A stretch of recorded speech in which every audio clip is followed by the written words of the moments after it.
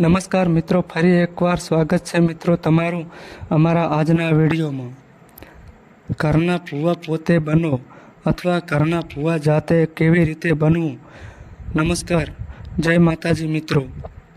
મિત્રો, સ્વાગત છે આપનું અમારી યુટ્યુબ ચેનલમાં.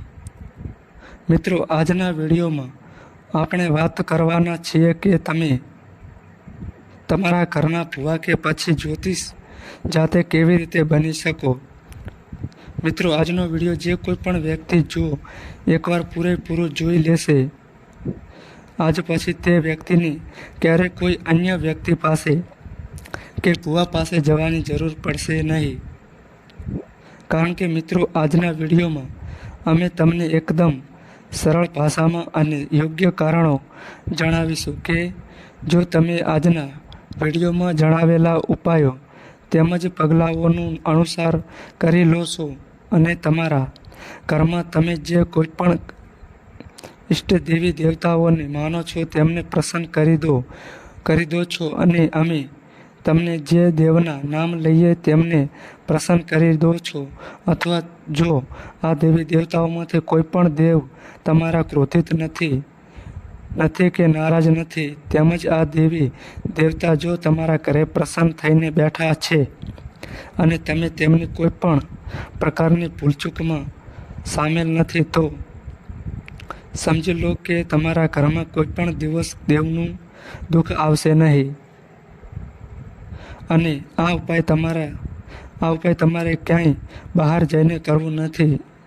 અને મિત્રો, આ ઉપાય તમારે તમારા પોતાના જ ઘરે કરવાનો છે અને પોતાના જે ઈષ્ટ દેવી દેવતાઓ છે તેમના માટે જ કરવાનો છે. એટલે કે મિત્રો, કોઈ બીજા અન્ય માતાજી કે દેવી દેવતાઓ કે પછી કોઈના પણ માતાજીને તમારે પૂજવા જવાની જરૂર નથી.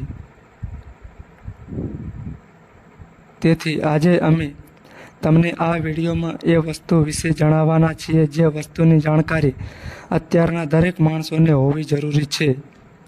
આ પછી મિત્રો, હાલના આ સમયમાં દરેક માણસના ઘરમાં દેવ દુઃખ છે અને તેઓ જીવનમાં અનેક પીડાઓ ભોગવે પણ છે. અને મિત્રો, આ બધું થવા પાછળનું કારણ એ છે કે આજના વિડીયોમાં અમે તમને એવા દેવ વિશે જણાવવાના છીએ કે જ્યારે તે દેવ રૂષ હોય છે કે તમારાથી નારાજ હોય છે અથવા તો તમે તેમની કોઈ પણ ભૂલચૂકના ભાગીદાર બનો છો, ત્યારે જ તમારા ઘરમાં દેવ દુઃખ આવતું હોય છે.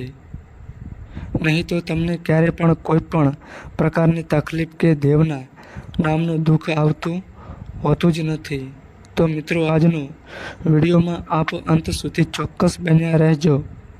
અમે અમારી વિનંતી છે કે તમે અમારી ચેનલ પર પહેલીવાર આવ્યા છો તો વિડીયો ગમે તો એક લાઈક કરજો અને વધુમાં વધુ તમારા મિત્રો તથા સ્નેહજનો સાથે શેર કરજો અને ચેનલને પણ સબસ્ક્રાઈબ કરી દેજો. તો ચાલો મિત્રો, સૌથી પહેલાં વાત કરીએ કે આપણા ઘરમાં દેવ દુઃખ ક્યારે આવે છે. મિત્રો, કોઈ પણ વ્યક્તિના ઘરમાં બીજા અન્ય દેવ જે બહારના દેવ હોય છે તે ક્યારેય પ્રવેશે છે અથવા તો તે દેવનું દુઃખ ઘરમાં ક્યારે આવે છે, તો આજે આપણે એ વિશે જાણવાના છીએ. તો મિત્રો, તમે એક જૂની કહેવત સાંભળી જ હશે કે ઘરનો દીવો ઉજળો હોય તો વેરી દુશ્મન આંધળો બને. મિત્રો, આ કહેવત આપણા વડીલો કે જે આપણા વડવાઓ હતા તે કહેતા હતા. અને મિત્રો, આનો અર્થ એવો થાય છે કે જ્યાં સુધી આપણા ઘરના જે દેવી દેવતાઓ હોય છે કે આપણે જે કુળદેવી માની પૂજા હોઈએ છીએ તે બધા દેવ આપણા પર પ્રસન્ન હોય, આ દેવ જાગૃત હોય અને આપણા ઘરના દેવને નો દીવો ઉજળો હશે તો ત્યાં સુધી બહારની કોઈ પણ માથાભારી વ્યક્તિ કે શક્તિ હોય કે દિવ્ય શક્તિ હોય કે પછી તંત્ર મંત્રવાળી કે મેલી વિદ્યાવાળી માતાઓ હશે કે ખરાબ અથવા તો નકારાત્મક ઉર્જા શક્તિ હશે, એ તમારા ઘરનો કે તમારા આંગણાનો ઉમરો કોઈ દિવસ ઓળંગી શકશે જ નહીં.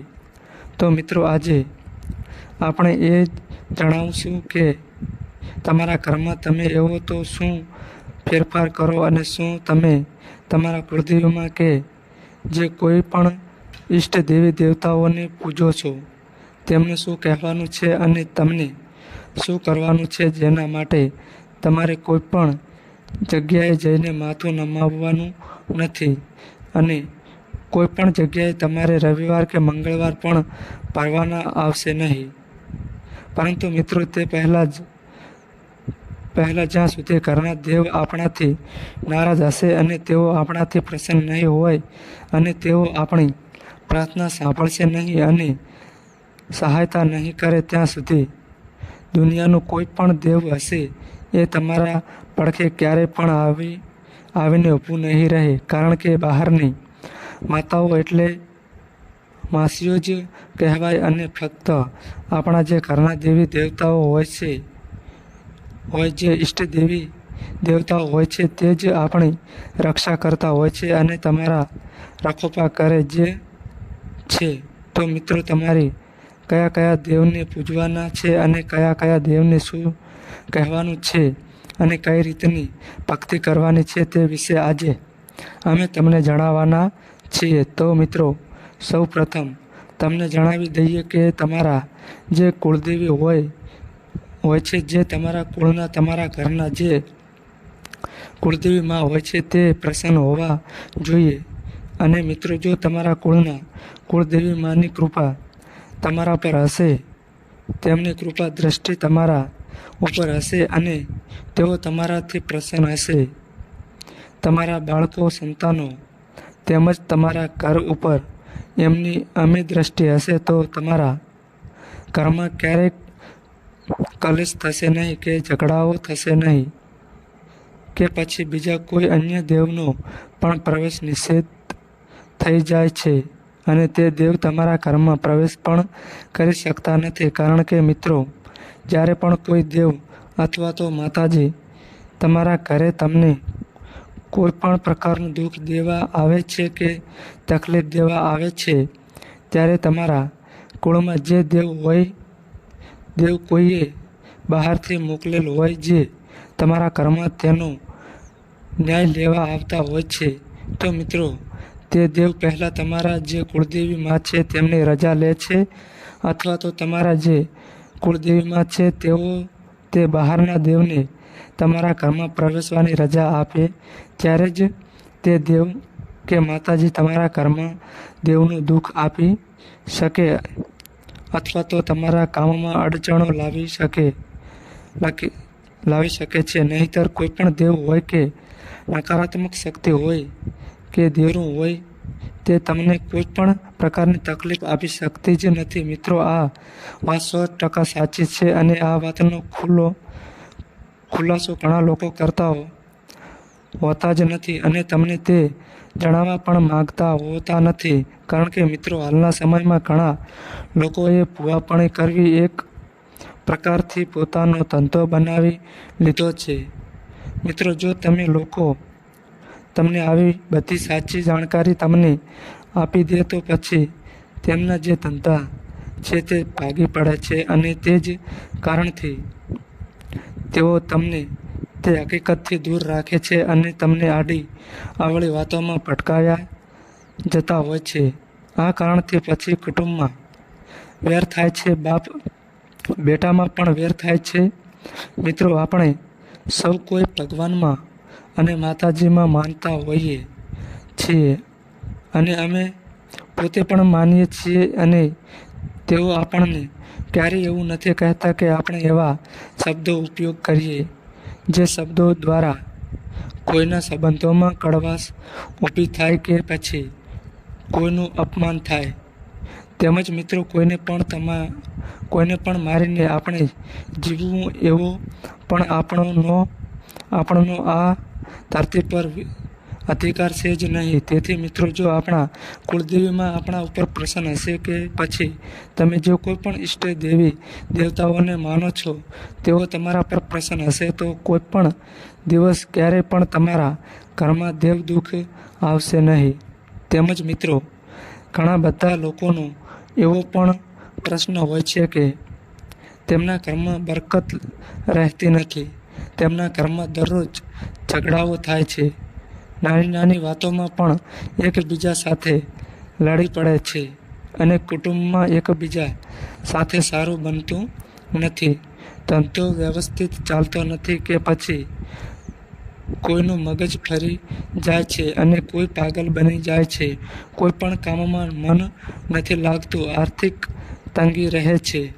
ઘરના સભ્યોમાં એકબીજા સાથે ભેદભાવ થાય છે અને એકબીજા સાથે ચીડિયાપણું જેવો વ્યવહાર કરે છે.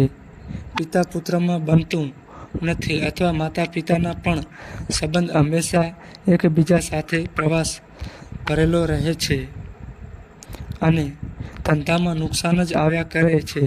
તો મિત્રો, તેવામાં અમુક લોકો કોઈ ભુવાજી પાસે જાય છે, જે અમુક માતાજીના નામના સાચા સેવકો છે તેમની પાસે જાય છે. અને મિત્રો, એમાંય દરેક વ્યક્તિ ખોટા હોતા નથી, પરંતુ દરેક વ્યક્તિ સાચો પણ હોતો નથી. અને એવી જ રીતે ભુવાજી અને માતાજીના સેવકમાં પણ આ વાતનો તફાવત હંમેશા રહેલો છે. અને તેમની જેવી શ્રદ્ધા, જેવી ભક્તિ, એ પ્રમાણે તેમના ઈષ્ટ દેવતાઓ તેમનું કાર્ય સિદ્ધ કરતા હોય છે.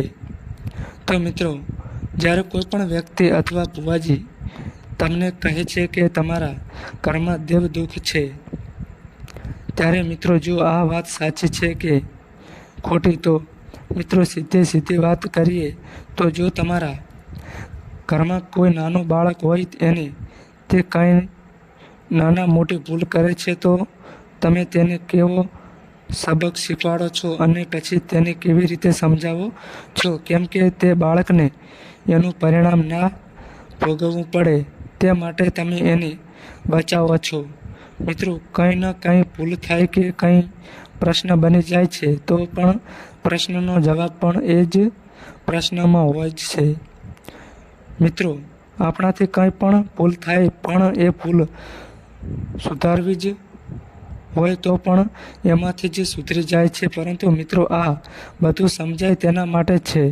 મિત્રો, જો તમારે આ કળિયુગમાં સુખ ભોગવવું હોય અને સારી રીતે જીવન પસાર કરવું હોય, તો ક્યારે પણ કોઈ એવું કામ ના કરશો કે જેનું પરિણામ ભોગવવા યુગો યુગો સુધી તમને કલંક લાગે, તમારા આવનારા ભવિષ્યને કે જે તમારી પેઢી છે એમને બહુ મોટું નુકસાન વેઠવું પડે.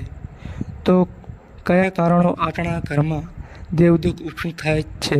તો મિત્રો, આપણે આપણા જે કુળદેવીમાં હોય કે આપણા ઈષ્ટ દેવી દેવતા હોય, એ ક્યારેય તમારાથી ક્રોધે ભરાય અને નારાજ થાય છે. તો જ્યારે તમે કોઈ ગેરમાર્ગ જતા હોય, કોઈ ખરાબ કૃત્ય કરતા હોય અને તમે એ પૈસાથી સુખી જીવન જીવતા હોય, તો એમાંથી દેવ દુઃખ ઊભું થાય છે. અને આવું તમારા કુળદેવી માને, ઈષ્ટ દેવી દેવતાઓને પસંદ આવતું નથી. કારણ કે મિત્રો, કુળદેવી માને પણ ભગવાનને જવાબ આપવાનો હોય છે અને કોઈને કોઈ શક્તિ હોય છે અને જવાબ આપવાનો હોય છે. મિત્રો, ભલે તમે ગમે તેટલા સંતાઈને કે ચોરી ઓપીથી કાર્ય કરો કે કોઈ પણ કર્મ કરો, પરંતુ મિત્રો, તમારી જે કુળદેવીમાં છે તે બધું જ જોઈ રહી છે. ત્યારે આ બધા જ કાર્ય આજ જન્મમાં ભોગવવા પડે છે. એટલે કે તમારા આ બધા દુઃખો ધીમે ધીમે ભેગા થાય છે અને એટલે જ તમારો ધંધો ના ચાલે, તમારી પડતીના દિવસો આવે, તેમજ તમારા ઘરમાં કોઈ એવી મુશ્કેલી આવી પડે છે, આર્થિક નુકસાન થાય છે અને તમારા ધંધામાં બરકત નથી રહેતી. ઘરમાં રોજે રોજ ઝઘડાઓ થાય છે અને આવું બધું થાય જ કરતું હોય છે. તેમજ એવા ઘણા પ્રશ્નો લોકોના હોય છે. તો મિત્રો, આ માટે સૌ પ્રથમ તમારા જે પૂર્વજો હોય કે વડીલો હોય જે મૃત્યુ પામેલા છે અથવા તો સ્વર્ગવાસ થયા હોય અને જેઓ દેવ બન્યા હોય, તેમની તમારે સૌ પ્રથમ સંભાળ લેવાની છે. કેમ કે મિત્રો, જો તમે આ વાતની જાણકારી મેળવી લીધી કે પતો લગાવી દીધી કે તમારા પૂર્વજો કોણ છે અને કયા કારણથી તેઓ દેવ બન્યા છે તેની જાણકારી તમે મેળવી લીધી તો 100% તમારા ઘરમાંથી કાયમ માટેના ઝઘડાઓ બંધ થઈ જશે અને ઘરમાં હંમેશા પ્રેમ ભરેલું વાતાવરણ બની રહેશે.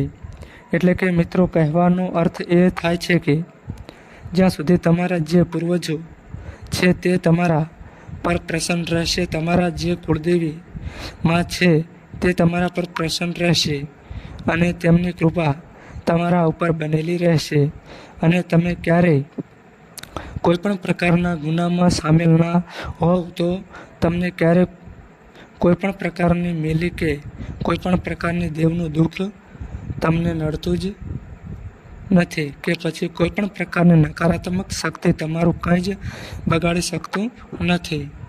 મિત્રો, જો તમારા ઘરમાં સુખ શાંતિ જોઈતી હોય, તમારા ધંધામાં તમારી પ્રગતિ જોઈતી હોય અને તમે દરેક વખતે સુખી રહેવા માંગતા હોય તો તમારા જે પૂર્વજો છે તેમની સંભાળ તમે ખાસ લો. કારણ કે મિત્રો, તમારા પૂર્વજો કોણ છે અને કેટલા ટાઈમથી બન્યા છે અને તેઓ માગી રહ્યા છે. જો તેઓ તમારી પાસે બેસણું માગે છે તો તેમને બેસાડો, અથવા જો તેઓ બેસણું ના માગતા હોય તો તેમની પૂજા કરો. મિત્રો, કુલ મળીને વાત કરીએ તો જો તમારા ઘરના કુળદેવીમાં તમારાથી પ્રસન્ન રહે અને તમારા પૂર્વજો જે છે તેમના પણ આશીર્વાદ તમારા પર બનેલા હોય તો તમારા ઘરમાં ક્યારેય કોઈ પણ પ્રકારની મુશ્કેલી આવશે નહીં અને તમારા ઘરમાં હંમેશા બરકત રહેશે. તમારા ઘરમાં હંમેશા ખુશીઓથી ભરેલું વાતાવરણ બની રહેશે. મિત્રો, હંમેશા તમારા કુળદેવી અને તમારા જે પિતૃઓ છે જેમને આપણે પૂર્વજો કહીએ છીએ, આ બે વસ્તુ તો ખાસ. અને એના સિવાય ત્રીજી વસ્તુ એ કે તમારા ઘરમાં જે તમારા વડવાઓ જે દેવને બેસાડીને ગયા છે, જેઓ વર્ષો પહેલાં જે દેવ દેરા કે માતાજીને બેસાડીને ગયા છે, તેમને પૂજો, તેમની ભક્તિ કરો છો તો તમારે ક્યારેય કોઈ ભુવાજી પાસે જવાની જરૂર પડશે નહીં. મિત્રો, આ 3 દેવની તમે પૂજા કરશો તો તમારે ક્યારેય બીજા કોઈ માતાજી પાસે જવાની જરૂર પડશે નહીં. આ 3 દેવના દીવા તમારા ઘરે જો થતા હશે અને આ 3 દેવ જો તમારા ઘરમાં પ્રસન્ન હશે, જાગૃત હશે, તો દુનિયાની કોઈ પણ તાકાત કે તાંત્રિક કે પછી મેલી વિદ્યા તમારો વાળ પણ વાંકો કરી શકશે નહીં કે તમારું કોઈ પણ પ્રકારેથી અહીં કરી શકશે નહીં.